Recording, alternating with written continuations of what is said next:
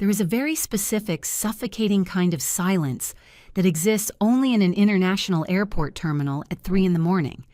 It is a massive, cavernous space built to hold tens of thousands of frantic, rushing people.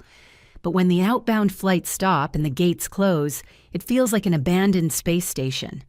The only sounds are the low, electric hum of the fluorescent lights and the occasional echoing squeak of a janitor's floor buffer, 3 concourses away. I was exhausted, and I was 8 hours into a brutal 14-hour layover at the edge of Terminal 4, waiting for my connecting flight to Singapore. My neck ached from trying to sleep in a stiff vinyl waiting chair, and my eyes burned from the dry, recycled air conditioning. I pulled my heavy winter coat tighter around my shoulders and checked my phone. It was exactly 3:15 in the morning. My flight was not scheduled to board until 6:45. I had over 3 hours left to kill. Wayne and all the coffee shops and luxury duty-free stores in this wing were gated shut with heavy metal security grills. I needed to splash cold water on my face.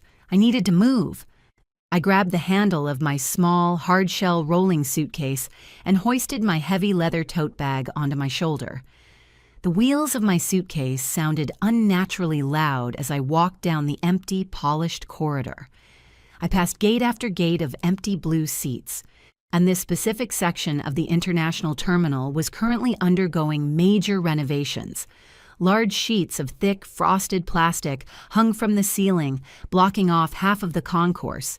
Yellow caution tape and orange construction cones forced passengers to walk down a narrow, temporary pathway toward the very end of the building. It was isolated. It was dark. But I wasn't scared. I was a seasoned corporate traveler. I had navigated airports in 30 different countries. To me, Warren Airport was the safest place on Earth, heavily monitored by thousands of cameras and armed security personnel. But I had forgotten one fundamental truth. Cameras only watch the public spaces. They do not watch what happens behind closed doors. As I walked, my phone vibrated in my pocket. I pulled it out and looked at the screen. It was a text message from my younger sister, Vanessa. Just checking in, the message read, "Did you make it to your connection? Which terminal are you in? I hope you are staying safe." I stared at the glowing words, a familiar heavy knot of irritation forming in my stomach. Vanessa and I were not close. We hadn't been close in a decade. Vanessa was a walking disaster, a woman who had spent her entire adult life chasing aggressive cryptocurrency schemes, underground online gambling, and fast money. She was currently drowning in over $80,000 of high-interest debt, constantly begging our parents for bailouts she would never repay. Yet, 2 days ago, right before I left for my business trip, she had suddenly become extremely interested in my travel itinerary. She had called me, sounding frantic and uncharacteristically caring, begging me to share my live flight tracking details and my exact terminal locations with her. She claimed she had been watching too many true crime documentaries and wanted to make sure her big sister was safe. Against my better judgment, I had forwarded her my itinerary. I thought it was a rare moment of sibling affection. I was an absolute fool. I didn't reply to her message. I just slipped the phone back into my coat pocket. I didn't want to think about Vanessa's financial ruins right now. I just wanted to find a restroom. I reached the very end of the concourse. The main, brightly lit restrooms near the food court were blocked off with a yellow plastic barricade. A printed sign taped to the barricade read, "Closed for deep cleaning." Please use the temporary facilities located down the adjacent hallway. I sighed, adjusted the strap of my heavy tote bag, and turned down the adjacent hallway. The lighting here was noticeably dimmer. Half of the overhead ceiling panels were missing, exposing the industrial pipes and ventilation ducts above. The hallway curved sharply to the left, taking me completely out of the line of sight of the main terminal concourse. There were no security cameras on this temporary drywall ceiling, and at the very end of the dead-end corridor there was a heavy, windowless wooden door marked with the universal sign for a women's restroom. I pushed the heavy door open. It swung inward with a slow, heavy creak that sounded like an old horror movie. The restroom was entirely empty. It smelled sharply of industrial bleach and stale plumbing. There were 6 standard stalls lined up along the right wall and a long row of mirrors over the sinks on the left. The only sound was the steady, rhythmic dripping of a loose faucet. I walked past the row of sinks, heading straight for the very last stall at the back of the room. It was the oversized, wheelchair-accessible handicap stall. As a traveler with luggage, it was an unspoken rule to use the oversized stall so you could bring your suitcase inside with you rather than leaving it out in the open near the sinks where it could be stolen. I pushed the heavy metal stall door open, rolled my suitcase inside. Warren locked the thick metal latch behind me. I set my heavy leather tote bag down on top of my suitcase. I leaned my back against the cold metal partition of the stall, closing my eyes and taking a deep, exhausted breath. The isolation felt good. For the first time in 8 hours, I was completely alone. No crying babies, no boarding announcements, no frantic crowds. Then the heavy wooden door of the main restroom entrance creaked open. I kept my eyes closed, not paying attention, and it was a public airport. Someone else needed to use the mirror or the facilities, but my brain, trained to analyze patterns and details in corporate contracts, suddenly registered an anomaly. The footsteps entering the restroom were wrong. They weren't the soft, rapid clicking of a woman's heels or the scuffing of lightweight travel sneakers. They were heavy. They were deliberate. They were the distinct weighted thuds of thick, rubber-soled boots hitting the tile floor. And there wasn't just one person. There were 2 distinct sets of heavy footsteps. I opened my eyes, my breath catching in my throat. The footsteps didn't walk toward the stalls. They stopped right by the main entrance.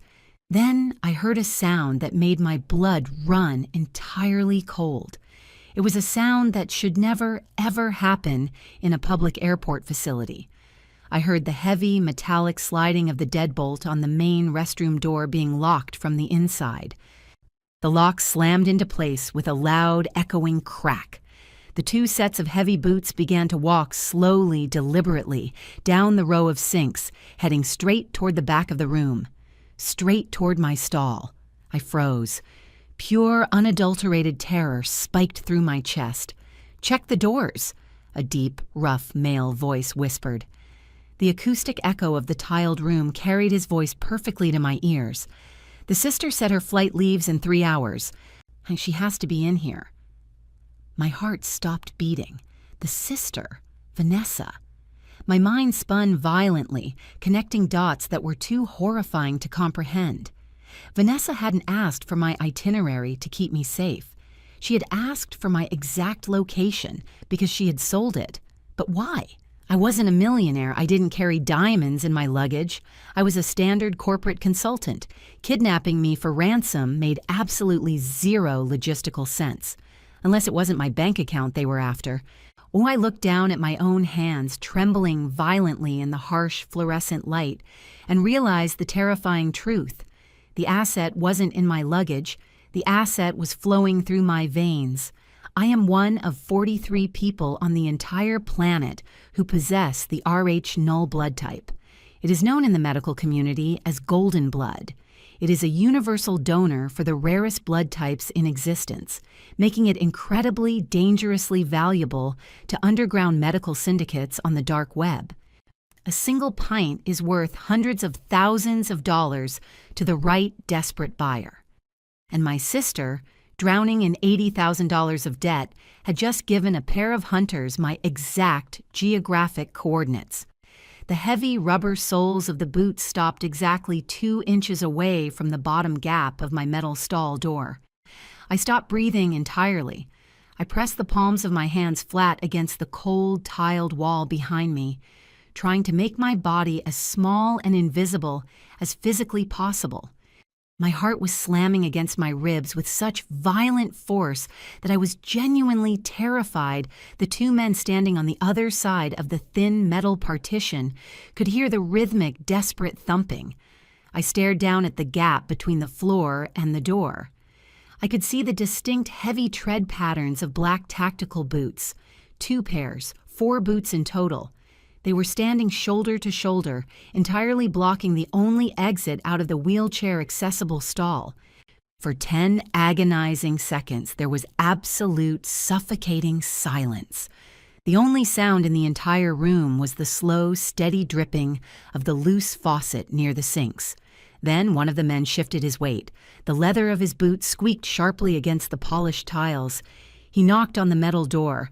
It wasn't a frantic, violent pounding.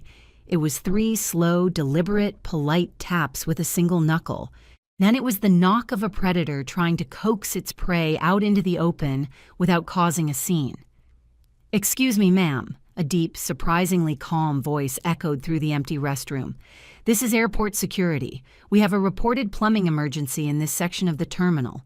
We need you to unlock the door and step outside immediately." It was a good lie. It was a practiced, professional lie designed to make a panicked civilian obey authority without questioning the circumstances. But I wasn't a panicked civilian. I was a corporate consultant who spent her entire life analyzing behavioral patterns and identifying logical inconsistencies. And the man's story was entirely, completely flawed. First, real airport security guards travel with heavy, crackling 2-way radios clipped to their shoulders, constantly buzzing with dispatch chatter. These men were dead silent. Second, real security guards do not lock the main entrance of a public restroom from the inside. And third, our real security guards do not wear untucked civilian jackets over tactical boots. I didn't answer him. I kept my mouth tightly shut, my eyes locked on the flimsy metal sliding latch that was currently the only physical barrier keeping me alive. "Ma'am," the voice repeated, dropping the polite customer service tone entirely. It grew colder, sharper, carrying a terrifying edge of quiet irritation. "We know you are in there. We saw you walk down the construction corridor. We know your flight to Singapore boards in exactly 2 hours and 45 minutes. Do not make this difficult." The mention of the Singapore flight hit me like a physical punch to the stomach. It was absolute, undeniable confirmation. They weren't random predators looking for a victim of opportunity. They were highly organized professionals, and they had my exact itinerary. My sister, Vanessa. The betrayal tasted like copper in the back of my throat. I pictured her sitting in her messy apartment, staring at a cryptocurrency wallet on her laptop screen, waiting for the digital transfer to clear. She had sold my location, my schedule, and my extremely rare, highly coveted golden blood type to a dark web medical syndicate. She'd probably convinced herself that I would just wake up in a bathtub full of ice in a foreign country, a little weaker but alive, while she walked away completely debt-free. Then she had severely underestimated the kind of monsters she was doing business with. The second man finally spoke. His voice was lower, rougher, and entirely devoid of patience. "Check the gap," the second man muttered. A shadow moved across the fluorescent lighting reflecting on the floor tiles. The first man was kneeling down. I pressed myself harder against the back wall, biting the inside of my cheek so hard I tasted blood. Through the narrow, half-inch vertical crack between the stall door and the metal frame, I saw a sliver of the man's face. He had dark, dead eyes, but it wasn't his eyes that sent a spike of pure, primal adrenaline shooting through my nervous system. It was what he was holding in his right hand. He held a thick, medical-grade plastic syringe. The harsh overhead lights caught the sharp, metallic glint of the long steel needle. The barrel of the syringe was filled with a thick, cloudy amber liquid. And the strategy was instantly clear. An airport is one of the most heavily surveilled public spaces on the planet. If they shot me, or stabbed me, or dragged a bleeding, screaming woman out of a restroom, they would be surrounded by heavily armed federal police in less than 60 seconds. They couldn't afford violence. They needed compliance. The amber liquid in that syringe was a heavy, fast-acting chemical sedative. They planned to knock me completely unconscious inside the stall. Then, They would simply place me in the wheelchair that was conveniently parked near the main terminal elevators, cover me with my heavy winter coat, and roll me right out the front doors. To any passing security camera or tired passenger, I would just look like an exhausted sleeping woman being pushed by her concerned travel companions. It was a brilliant, flawless, and utterly terrifying plan. "She has the rolling suitcase blocking the door," the kneeling man whispered to his partner, his voice echoing slightly against the tile. "The latch is cheap. One solid kick right below the lock mechanism will snap the metal frame. Get ready to grab her arms." They were going to breach the door. I had less than 10 seconds before the metal gave way.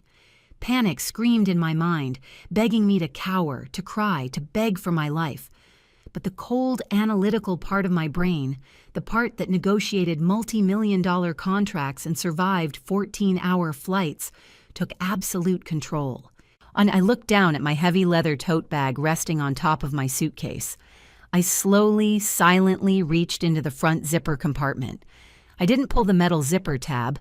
I gripped the fabric around it to muffle the sound of the teeth separating. I slipped my hand into the dark pocket. My fingers wrapped around a small cylindrical canister. It was exactly 2 ounces of highly concentrated, law enforcement-grade capsaicin pepper spray. Most people believe you cannot bring weapons into an airport, but if you read the Transportation Security Administration regulations carefully, as I always did, there is a very specific exception. The TSA allows passengers to carry 1 small container of pepper spray in their checked luggage, and certain domestic security checkpoints will allow travel-sized containers past the scanners if they are equipped with a safety mechanism. When I had passed through security 8 hours ago with it buried at the bottom of my makeup bag, it was a small plastic tube, but right now it was the only piece of equalizing power I had.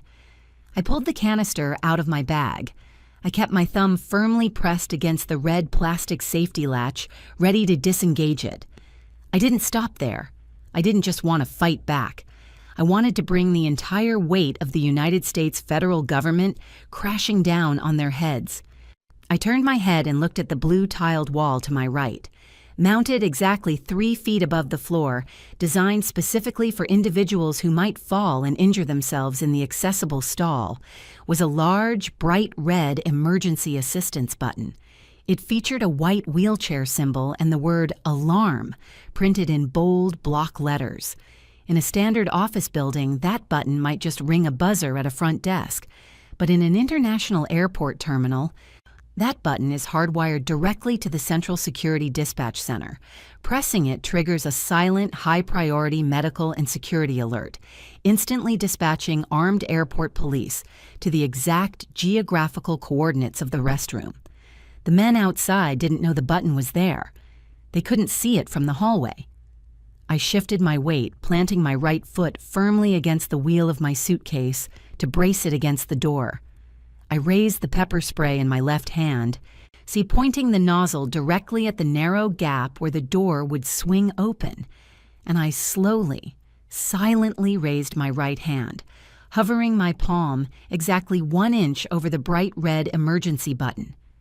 "Ready?" the rough voice on the other side of the door growled. "Do it," the man with the syringe replied. The heavy black tactical boot lifted off the ground, pulling back to deliver a shattering, violent kick to the thin metal door. I took a deep breath, braced for the impact, and then slammed my palm down onto the red button. The impact of the heavy tactical boot against the thin metal partition sounded like a car crash inside the echoing, tiled room. The entire frame of the wheelchair-accessible stall shuddered violently. The flimsy aluminum sliding latch, designed to provide basic privacy and absolutely zero ballistic protection, screamed as the metal bent inward. But the door did not fly open. It buckled, bowing sharply in the center. But the heavy wheels of my hard-shell suitcase, wedged perfectly between the door and the ceramic toilet bowl, absorbed the catastrophic force of the blow. "She wedged the door!" the rough voice barked from the other side, a note of genuine panic finally breaking through his professional calm. The element of surprise was completely gone. "Kick it again, break the hinge," the man with the syringe ordered, on his boots squeaking against the polished floor as he stepped back to give his partner more leverage. I did not wait for the second kick. I slammed the palm of my right hand down onto the bright red emergency assistance button mounted on the blue tiled wall. It did not trigger a loud, blaring siren inside the restroom. It did something much more effective. A small, blindingly bright white strobe light embedded in the ceiling fixture above my head began to flash silently at a rapid, disorienting pace. It was the visual confirmation that a silent, Priority 1 medical and security distress signal had just been hardwired directly to the central dispatch center of the international airport. Somewhere in a heavily fortified room 3 terminals away, alarms were screaming. Heavily armed airport police officers were already unholstering their weapons and sprinting toward the temporary construction corridor. But they were not here yet.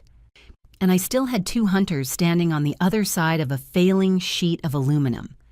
The second kick landed higher, right against the locking mechanism. The aluminum latch snapped with a sharp, violent crack. The metal door violently swung inward, slamming into my suitcase with enough force to knock the luggage entirely over. The threshold was breached. The man who had kicked the door stumbled forward slightly, his momentum carrying him half a step into the oversized stall. He was a massive, broad-shouldered man wearing a dark civilian jacket over a black tactical vest. His eyes locked onto mine, widening in surprise as he realized I was not cowering on the floor in tears. I was standing perfectly upright, backed against the far wall, my left arm extended completely straight, pointing the small plastic canister directly at his face. My thumb pressed down on the red safety latch, breaking the seal, and I depressed the trigger with every ounce of strength I had in my hand. A thick, or highly pressurized stream of bright orange, law enforcement-grade capsaicin pepper spray erupted from the nozzle. In an open outdoor environment, pepper spray is a powerful deterrent. But in a confined, poorly ventilated 8-by-8-foot handicap bathroom stall, it is a devastating, incapacitating chemical weapon. The concentrated stream hit the massive man directly in the center of his face, coating his eyes, his nose, and his open mouth. He didn't scream immediately. Or the human body takes exactly 1.5 seconds to process the catastrophic pain of highly concentrated capsaicin interacting with the mucous membranes. He froze, his hands instinctively flying up to his face. Then the burning registered. He let out a raw, guttural, agonizing roar that echoed off the porcelain and tiles. He stumbled backward blindly, his heavy boots slipping on the slick floor, violently colliding with his partner who was trying to push past him into the stall. My eyes! "It is chemical! She has spray!" the blinded man screamed, clawing frantically at his own face, tearing his skin as the bright orange liquid burned into his pores. His partner, the man holding the syringe full of amber sedative, was completely caught off guard. He tried to shove the blinded man out of the doorway, raising his right hand to protect his own face from the expanding, noxious orange cloud that was rapidly filling the small space. But I did not stop spraying. I swept my arm in a wide, deliberate arc, holding the trigger down until the 2-ounce canister was completely empty. The chemical cloud caught the second man squarely in the jaw and neck. He inhaled sharply in surprise, drawing the aerosolized capsaicin directly into his lungs. He choked instantly. A violent, suffocating cough racked his chest.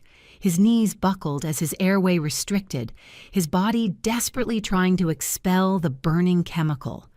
As he doubled over in agonizing pain, his right hand spasmed. The thick, medical-grade plastic syringe slipped from his fingers. It hit the hard ceramic floor tiles with a sharp clatter, rolling harmlessly away toward the row of sinks, the needle bending against the grout.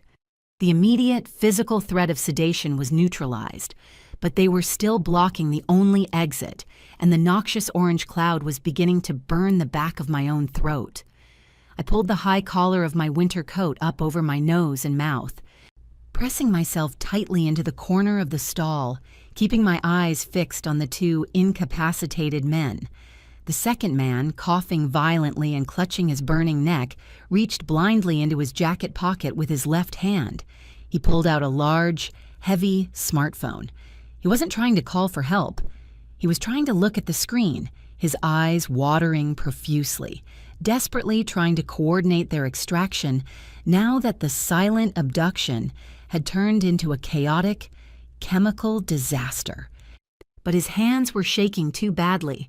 His fingers, slick with sweat and residual pepper spray, failed to grip the smooth glass of the device. The heavy smartphone slipped from his grasp. It fell flat onto the bathroom floor, landing just 2 feet away from my overturned suitcase. The screen did not shatter. It landed face up, the bright backlight illuminating the floor. It was completely unlocked, displaying a heavily encrypted dark web messaging application. Even from 3 feet away, with my eyes beginning to water from the ambient capsaicin in the air, I could read the bright green text bubbles glowing on the screen. The top banner of the chat displayed an anonymous alphanumeric username, but the message itself, received less than 2 minutes ago, was sickeningly clear. Her connection flight leaves in less than 45 minutes. The message read, "The market buyer is waiting for the medical transfer. Get the blood and get her out of the terminal now. Or I want my crypto deposit refunded immediately. Do not mess this up." It was Vanessa. She was sitting in her apartment, completely detached from the violent reality of the situation, treating my life like a delayed Amazon package. She wasn't just an accomplice. She was the active project manager of my abduction. The second man dropped to his hands and knees, coughing up saliva onto the floor, blindly sweeping his hand across the tiles, desperately trying to find his dropped phone. And he knew exactly how much incriminating evidence was glowing on that unlocked screen. "Find it," the first man wheezed, still clawing at his swollen, bright red eyes, leaning heavily against the row of sinks. "We have to leave. Abort the job. Leave her." They had finally realized the operation was entirely compromised. They turned toward the main restroom door, ready to cut their losses and attempt to flee the terminal before airport security arrived. But they were too late, and the silent alarm had done its job flawlessly. From the hallway outside the restroom, I heard the sudden, chaotic explosion of heavy, synchronized movement. It wasn't the slow, deliberate footsteps of two hunters. It was the rapid, thunderous sprinting of an entire tactical response unit. Heavy boots pounded against the concourse floor, accompanied by the sharp, undeniable crackle of federal police radios. "Dispatch, we are at the location of the emergency beacon." A booming, authoritative voice shouted from the hallway, completely muffled by the heavy wooden door. "The main entrance is barricaded from the inside. We have a locked door." The two men in the bathroom froze, the color completely draining from whatever parts of their faces weren't stained bright orange by the pepper spray. They were trapped inside the exact cage they had built for me. "Police! Step back from the door!" the voice outside roared. The heavy wooden door did not creak this time, and it exploded inward with the concussive force of a battering ram. The heavy deadbolt that the men had locked shattered into 3 distinct pieces of twisted metal, flying across the tiled room and clattering violently against the mirrors. 5 heavily armed airport police officers, wearing thick tactical vests and holding standard-issue firearms drawn and leveled, flooded into the confined space of the restroom. The bright, tactical flashlights mounted to their weapons sliced through the hazy orange cloud of pepper spray, pinning the 2 coughing, blinded men against the sinks. "Hands in the air! Get on the ground! Do it now!" the lead officer screamed, the sheer volume of his voice shaking the remaining fluorescent light fixtures in the ceiling. The two hunters did not attempt to fight. They were blinded, suffocating and staring down the barrels of 5 federal weapons. They collapsed onto their stomachs on the wet tile, interlacing their fingers behind their heads in absolute instantaneous surrender. 2 officers immediately moved in, driving their knees firmly into the men's backs, the sharp metallic clicks of heavy steel handcuffs echoing loudly over the sound of the men's agonizing coughing. The lead officer, keeping his weapon raised, stepped carefully around the men on the floor and walked toward the back of the room, in his tactical flashlight cutting through the haze until the beam landed squarely on me. I was still standing in the corner of the broken handicap stall, my winter coat pulled up over my nose, the empty canister of pepper spray still gripped tightly in my left hand. "Ma'am," the lead officer said, his voice dropping slightly, shifting from tactical aggression to intense, focused concern. He noticed the flashing strobe light above my head. Did you trigger the emergency medical beacon?" I slowly lowered the collar of my coat. I took a deep, shaky breath of the chemical-tinged air. The adrenaline was finally beginning to crash, leaving my hands trembling so violently I could barely hold the plastic canister. "Yes, officer," I replied, my voice hoarse but remarkably steady. I didn't point at the 2 men bleeding and coughing on the floor. I pointed a single, shaking finger down at the bright screen of the unlocked smartphone still resting on the tiles near my overturned suitcase. "I triggered the beacon," I continued, looking directly into the officer's eyes, "and I need you to secure that cell phone immediately. Because the woman who orchestrated this abduction is sitting at home, waiting for a cryptocurrency transfer. And her name is Vanessa." The immediate aftermath of a violent incident in a highly secured federal transit zone is not a scene of frantic yelling. It is a scene of cold, overwhelming, and terrifyingly efficient procedure. Within exactly 3 minutes of the door being breached, the narrow temporary construction corridor outside the women's restroom was entirely locked down, where the regular flow of civilian passengers 3 concourses away had absolutely no idea that a heavily armed tactical response had just neutralized an international abduction ring next to their boarding gates. Inside the restroom, the haze of the law enforcement-grade capsaicin was finally beginning to clear, sucked upward by the heavy industrial ventilation fans in the ceiling. I sat on the edge of the cold ceramic sink, clutching my heavy winter coat around my shoulders. The 2 paramedics from the airport medical team were carefully flushing my eyes with saline solution, their gloved hands moving with practiced, calming precision. I was trembling, the massive spike of adrenaline finally beginning to leave my bloodstream, leaving behind a hollow, exhausted ache in my bones. The 2 men who had hunted me were no longer standing. They had been dragged out of the restroom, their hands cuffed heavily behind their backs with thick steel chains, on their faces swollen and weeping bright orange fluid. They had been hauled away to a secure holding cell deep within the subterranean levels of the international terminal, far away from the public eye. A tall man wearing a sharp gray suit over a stark white collar stepped into the restroom. He did not wear a heavy tactical vest. He wore a simple gold shield clipped to his belt. He was a senior detective attached to the Federal Interagency Task Force that monitored the airport. He walked slowly past the shattered wooden door, his eyes scanning the broken metal latch of the wheelchair-accessible stall, the overturned hard-shell suitcase, and finally, the thick plastic medical syringe lying abandoned on the floor tiles. He pulled a pair of blue nitrile gloves from his pocket, snapped them onto his hands, and carefully picked up the syringe. He held it up to the harsh fluorescent light, studying the thick, cloudy amber liquid inside the barrel. "Now high-grade veterinary tranquilizer," the detective murmured, his voice a low, gravelly baritone that echoed softly against the tiles. "Enough in this single dose to put a 200-pound man into a deep coma for 12 hours. If they had injected you with this entire barrel, your heart rate would have dropped to a critical, potentially fatal level within 4 minutes." A cold shiver ran violently down my spine. When the reality of how close I had come to disappearing completely hit me like a physical weight. The detective turned his attention to the glowing smartphone still resting on the floor. He retrieved a thick, transparent plastic evidence bag from his inner jacket pocket. He did not touch the screen. He carefully slid the device into the bag, sealing it tightly to preserve the fingerprints, the digital session, and the active encryption keys. He looked up at me, and his sharp blue eyes studying my face with intense professional curiosity. "Ma'am," the detective said gently, stepping closer to the row of sinks but keeping a respectful distance. "My name is Detective Harris. You survived a highly coordinated, extremely dangerous abduction attempt. But men who carry veterinary tranquilizers and encrypted dark web communication devices do not hunt random passengers for their wallets.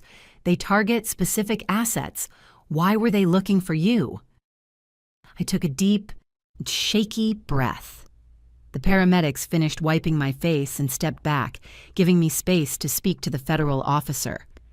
"They were not looking for my money, Detective," I replied, my voice sounding incredibly small in the large, echoing room. "They were looking for my blood." Detective Harris frowned, a deep crease forming between his eyebrows. He pulled a small black leather notebook from his pocket. "Your blood? I am one of 43 recorded individuals on the planet who possess a blood phenotype known as Rh null," I explained, the clinical terminology grounding me, bringing the analytical part of my brain back online. It is entirely devoid of all 61 antigens in the Rh system. In the medical community, it is referred to as golden blood. It is the ultimate universal donor for anyone with rare blood types. Or a single pint is worth hundreds of thousands of dollars on the black market. The detective stopped writing. He stared at me, the pieces of the puzzle violently snapping into place in his mind. This was not a simple assault. This was an attempted international organ and tissue harvesting operation. "They were going to sedate you," Harris stated, his voice dropping an octave, heavy with the terrifying realization of the crime. "They were going to put you in a wheelchair, or roll you onto a private tarmac and bleed you dry in an underground clinic." "Yes," I confirmed, my voice hardening. "But they did not find me by accident. Someone gave them my exact geographic coordinates, my flight itinerary, and my physical description." I pointed to the transparent plastic evidence bag in his hand. "The screen is unlocked, Detective," I said coldly. "If you read the last message received, you will see a text from a woman demanding her cryptocurrency payment, because my flight leaves in less than 45 minutes. She told them to hurry up." Detective Harris lifted the plastic bag.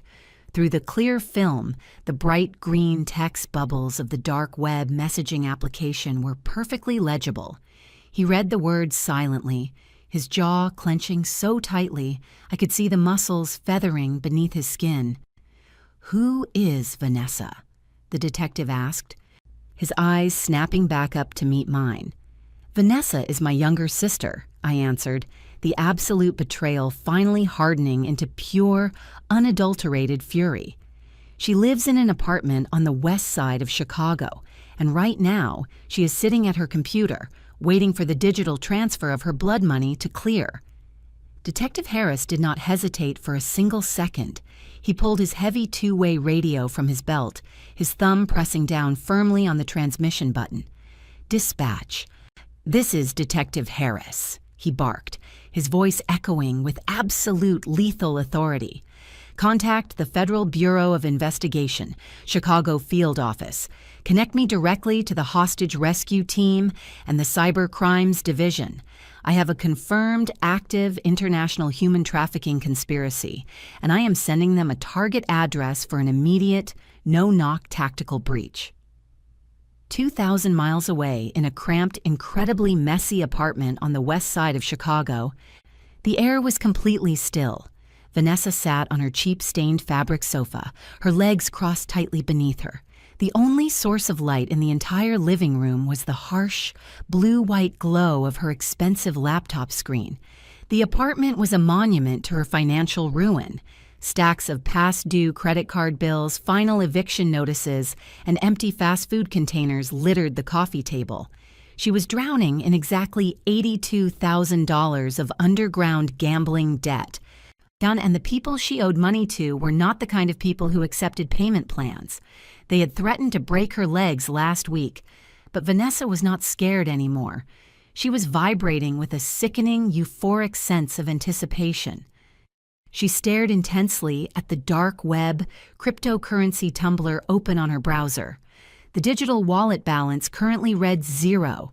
She checked the digital clock in the corner of her screen. It was exactly 4:20 in the morning. My connecting flight was scheduled to board in exactly 2 hours. "Come on," Vanessa whispered to the empty room, her fingernails tapping frantically against the plastic casing of her laptop. "Just put her in the wheelchair and hit send. It is not that hard." She did not feel an ounce of guilt. In her twisted, deeply narcissistic mind, she had entirely justified the betrayal. She had convinced herself that I was selfish for hoarding my corporate salary while she suffered. She had convinced herself that the dark web brokers would simply take a few pints of my rare blood and leave me dizzy but alive in an alleyway somewhere. She had traded my safety, my bodily autonomy, and my life for a clean slate. She pressed the refresh button on her browser for the 15th time in 10 minutes. The balance remained at 0. "Useless idiots," Vanessa hissed angrily, picking up her cell phone to type another demanding, arrogant message to the encrypted number. She was entirely oblivious to the fact that the men she was insulting were currently lying on the floor of an airport security cell, blinded by chemical spray and bleeding from their wrists. She was so hyper-focused on the glowing screen that she did not hear the heavy, synchronized footsteps moving silently up the carpeted stairwell of her apartment building. She did not hear the metallic clink of the heavy steel battering ram being positioned perfectly against the deadbolt of her front door. Vanessa pressed send on her phone. A split second later, her entire world exploded.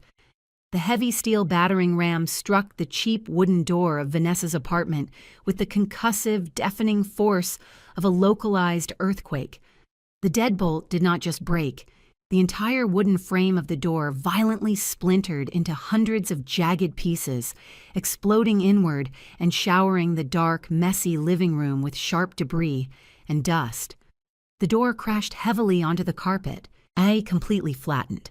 Vanessa did not even have the physical time required to scream. Before her brain could process the catastrophic noise, 6 heavily armed federal agents from the Chicago Hostage Rescue Team flooded into her cramped living space. They moved with terrifying, synchronized precision, their heavy tactical boots crushing the empty takeout containers and unpaid bills scattered across her floor. Blindingly bright white strobe lights, or mounted to the barrels of their federal assault rifles, sliced through the darkness of the apartment, disorienting her completely. "Federal Bureau of Investigation! Nobody move! Show me your hands!" The lead tactical agent roared, his voice an absolute wall of aggressive authority that shook the cheap picture frames on the living room walls.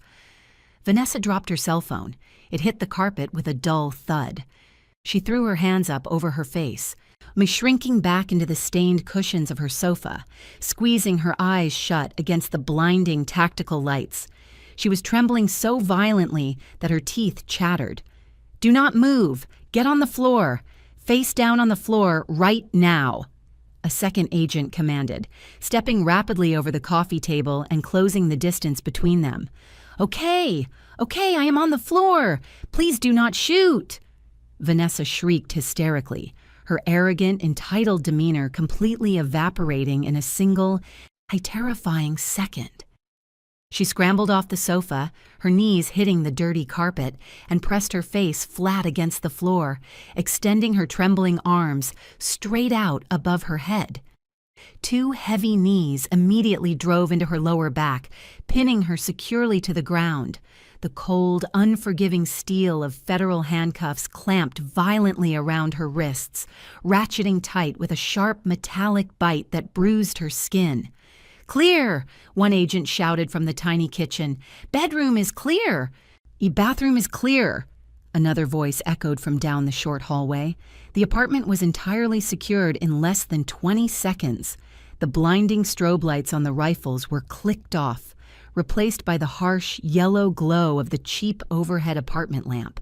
Vanessa lay on the floor, gasping for air, tears of absolute terror streaming down her face, ruining her makeup and soaking into the carpet. She tried to turn her head, now her mind desperately racing to figure out which of her illegal underground gambling bookies had managed to send a heavily armed hit squad to her apartment.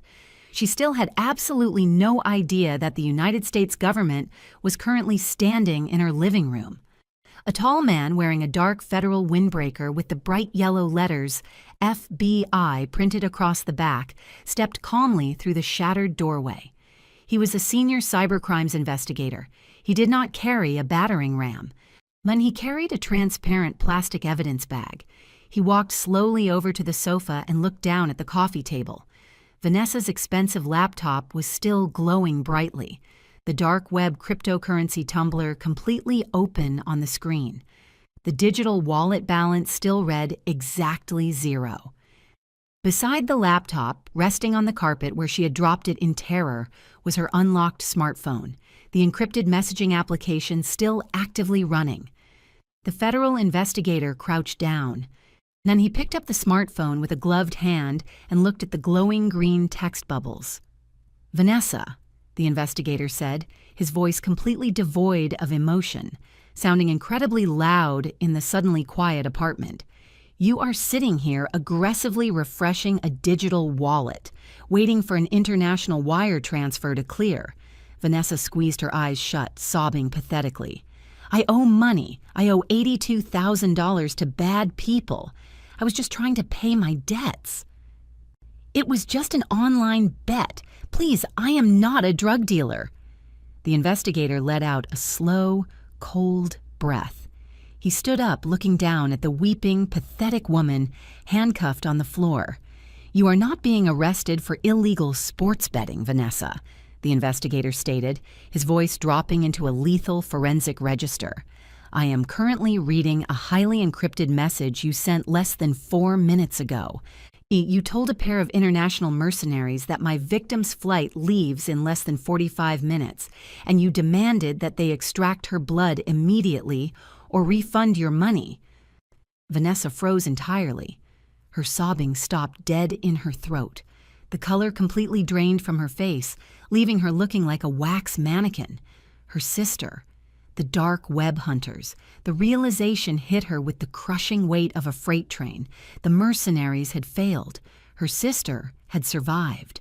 And in the encrypted network she thought was completely untraceable, had just led the entire federal justice system directly to her front door. "How?"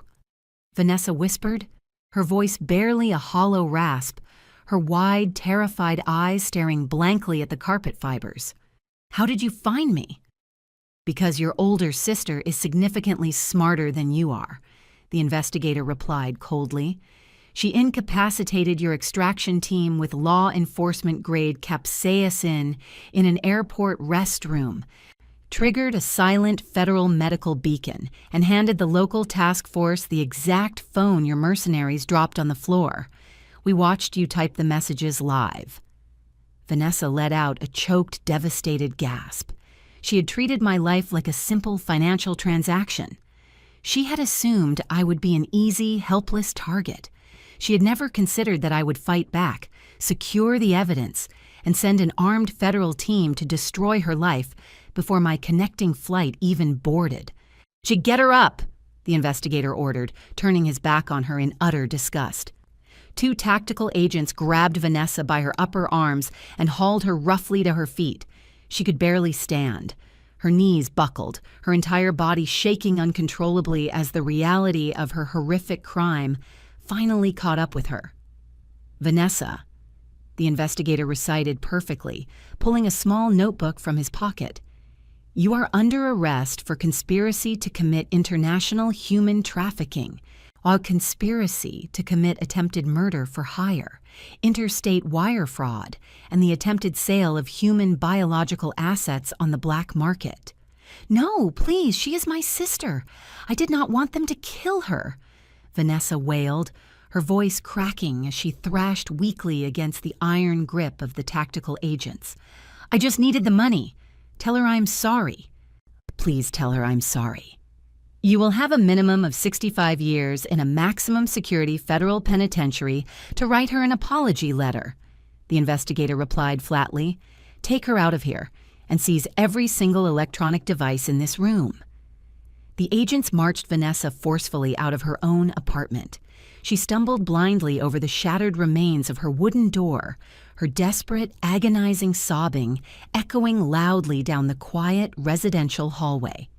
She was dragged out into the freezing Chicago night, where a line of flashing red and blue federal cruisers was waiting to erase her from society completely.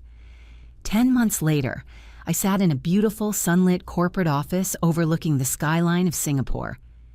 I never attended Vanessa's federal trial.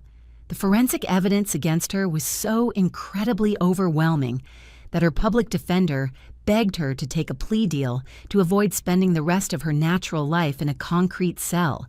Oh, she pled guilty to all federal charges and was sentenced to exactly 45 years in federal prison, without the possibility of early parole.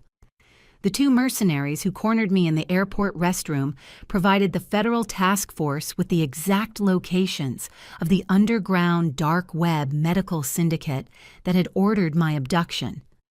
The resulting global police raids dismantled a massive international organ harvesting ring, saving countless lives.